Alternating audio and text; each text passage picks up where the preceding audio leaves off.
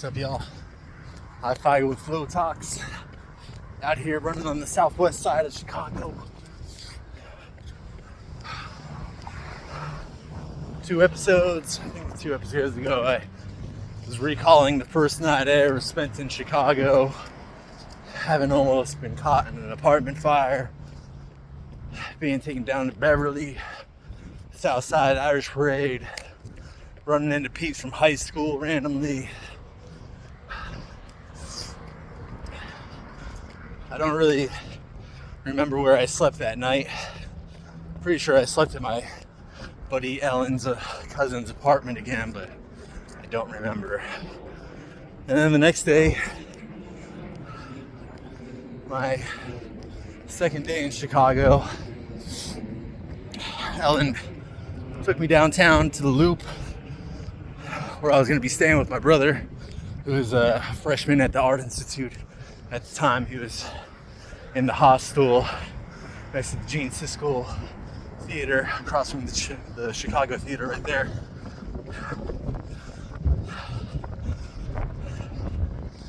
And that was the day of the downtown St. Patty's Day parade, when they turned the Chicago River green, all that shit. And that was that day. And I think I mentioned before, this trip to Chicago, my first trip to Chicago, I had planned with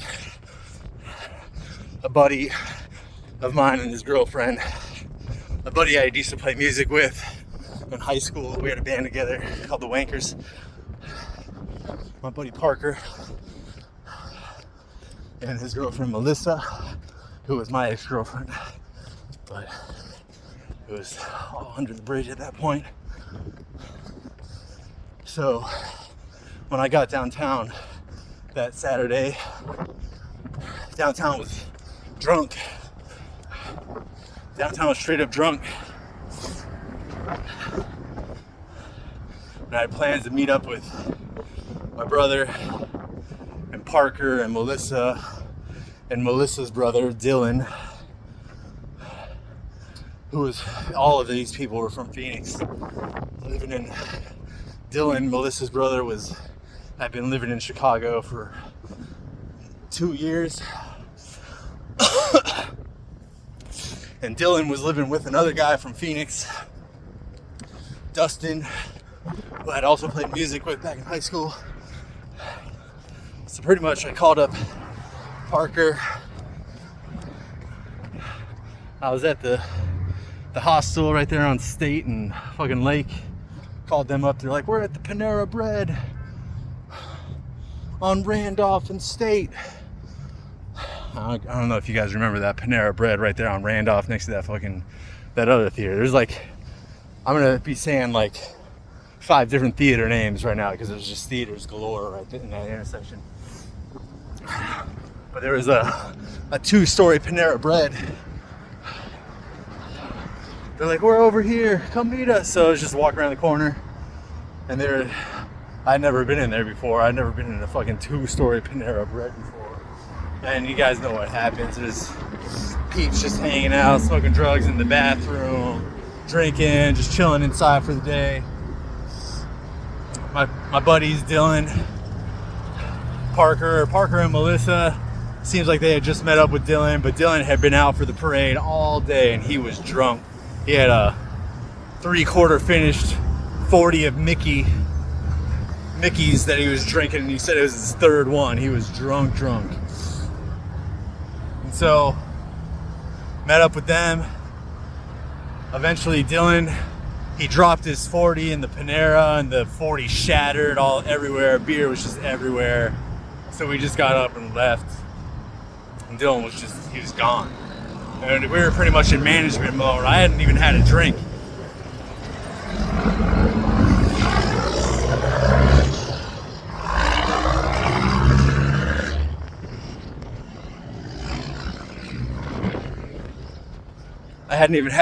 And this guy was blasted.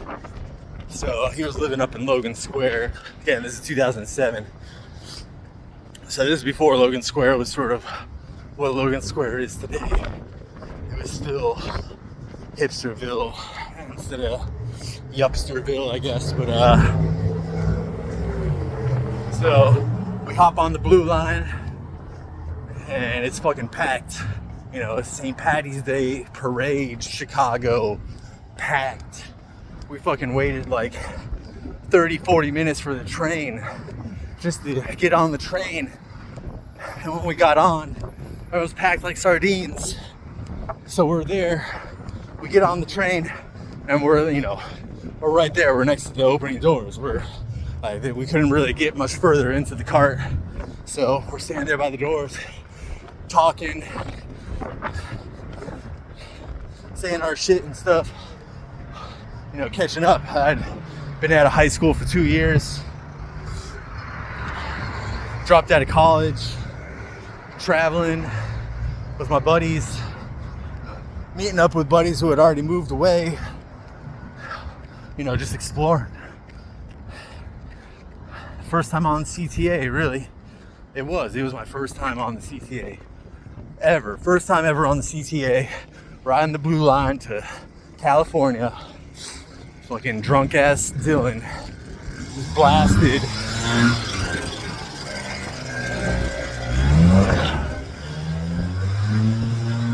Goes, and we're standing next to the door. He goes and he pulls the emergency shutdown, that little emergency switch to open the door for emergency exit while we're moving. Fucking drunk ass Dylan just pulls it. The train's alarm just starts squealing. The train comes to a stop. We're still downtown. We're not on the elevated track. We're the blue line and the red line are subways downtown. So we're still underground. Not near an exit. Dylan, drunk ass Dylan, only one who's totally fucking blasted out of all four of us, pulls the emergency exit switch on the train. The whole train stops. Granted, this is a train we were just waiting 40 minutes to get on. It's fucking packed. And everyone starts hissing and booing. I didn't even know what was going on. I had no idea what was going on. It was my first time riding the CTA. I had no idea. No idea what Dylan did. I saw that he pulled it. I didn't know that he wasn't supposed to. And then eventually, oblivious ass me starts getting the sense of what's going on around him in the train. Everyone fucking looking at us, hissing at us, booing us. And another 20 to 30 minutes go by before the conductor, who's been making his way to each and every cart, checking the switch to see which one it is. Eventually the conductor gets to our door, checks our switch and sees it's our switch that's been pulled, and he gives us the dirtiest fucking look I've ever been given in my life. This CTA employee, he'd seen some shit and he was fed up with it, and he's seeing this crew of drunk ass little white kids just halting the whole city, pretty much. Halting the whole train line. Just because we're drunk, because we're piss drunk, blind, piss drunk, whatever. Drunker than a skunk. Too drunk to fuck.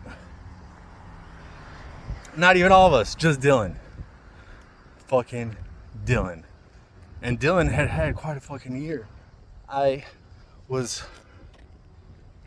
politely reminded by one of my good friends about a graduation party that we had attended in 2005, graduating high school, kegger at Angie's place, at Angie's condo. Psst. Chami. Oh, thought that was my cat.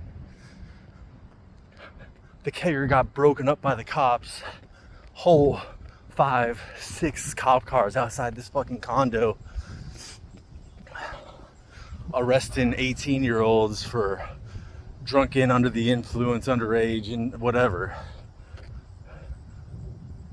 Dylan at that party said something to the cops like, hey, you can't come in here, you know, expressing his rights, and the cops fucking beat him.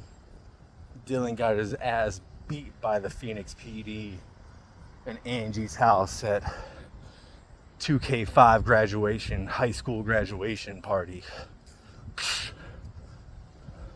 Here's the Dylan, man. I totally blocked that out of my memory, but the first victim of police brutality I know. And God rest you. I hope you're doing all right now, man. But so, anyways, we're back on the CTA Blue Line. And yeah, eventually we go back to Dylan's place. He was living in Logan Square. I lived with my buddy Dustin. I got to see Dustin. We bought more beer.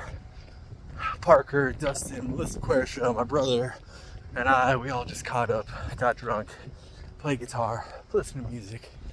Great times. Really good times. Actually, so this leads into, this is going to be a vlog about crazy CTA stories. So that was my first ride on CTA ever.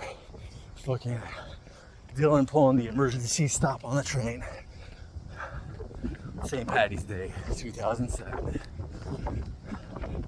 But that night, I stayed at Dylan and Dustin's place till like 2, 3 in the morning. I don't think my brother didn't come with me.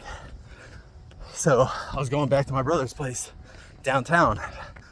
So they're like, yeah, Blue Line just runs 24 hours. Like, just take the Blue Line back.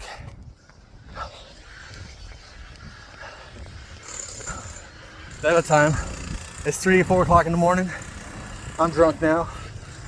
Dustin smoked me out, a little high.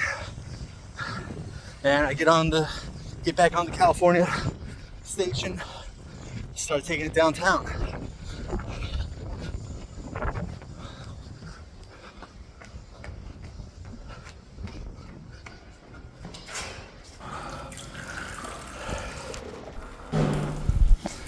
But it being 3 o'clock in the morning, and me being drunk, and having been traveling and partying for the past few days, I fell asleep on the train. Fell asleep on the Blue Line going back. And I woke up, and I passed downtown, still on the Blue Line, out to Western. Taking me out to Western and the 290. I was like, oh fuck. I didn't know what I was doing. Once again, I had no idea what I was doing. So I got off the train. I got out of the station. I looked at downtown. You can see downtown from there. And I saw the Sears Tower. And I was like, all right, well, there's the Sears Tower. I just got to walk to the Sears Tower. So after having fallen asleep, second time on the CTA ever, back on the Blue Line, falling asleep on the train, 4 o'clock in the morning, St. Patty's Day, 2K7, waking up at the Western Blue Line station on the west side, just walking out and be like, yeah, I'll just walk back downtown. There's the Sears Tower, it's all good. And that's what I did. I just walked all the way back. I went to the very base of the Sears Tower and looked up at it. By that time, the sun was coming up. And then I was like, all right, well, I found the Sears Tower. Now I just got to find the Chicago Theater. So I knew that was on State. And I just went, I think I looked at another CTA map or something like that. This is the year that iPhones came out, everybody. I was a broke ass 19, 20-year-old. I did not have an iPhone. I did not have a map on me.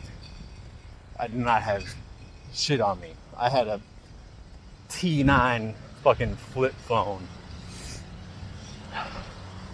that I paid like $15 a month for service. So, yeah.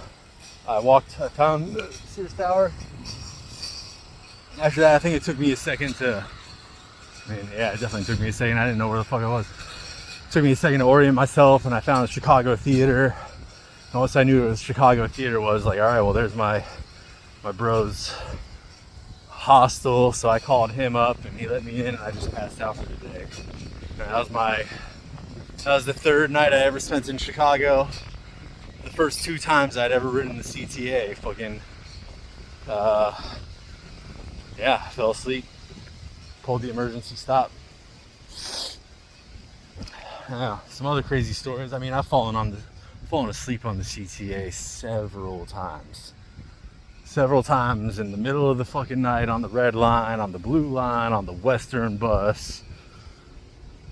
Falling asleep on the train, just coming home from fucking work some days, years later. It's another story. So 2007, St. Patty's Day, I visited for the first time. Almost nearly a year later, I was moving to Chicago. March of 2008, I had decided I was graduating from my technical school. I decided I was going to move to Chicago to work in recording studios. So I moved back. And summer of 2008, it's my first summer here in Chicago. It was fucking glorious. Riding my bike, getting to know the city, going to the lake, just partying. And my best friend Max and his then roommate decided to come visit me my first year in Chicago. They came from Tucson and they came and stayed with me for like a month, all of July, like mid-July to August. We went to Pitchfork Music Fest that year, saw Jesus Lizard, saw Animal Collective, I think, and then we went to Lollapalooza, saw Radiohead, saw Rage Against the Machine, saw 9 Inch Nails. That's all other stories, other stories. But anyways, while Max and his roommate Danny were here, once again, broke ass 19-year-olds, didn't want to pay for the train. So every time we decided to take the train, Max and Danny decided that they had to sneak in somehow. Every single time. So one night we're at the Lawrence Red Line station and we're looking to just take it up 3 stops to the Bryn Mawr stop. And Max and Danny are like, oh, we're just gonna hop it, like, but the attendant was right there. And I gotta go. I gotta continue this later. Peace out. FLOWTOX.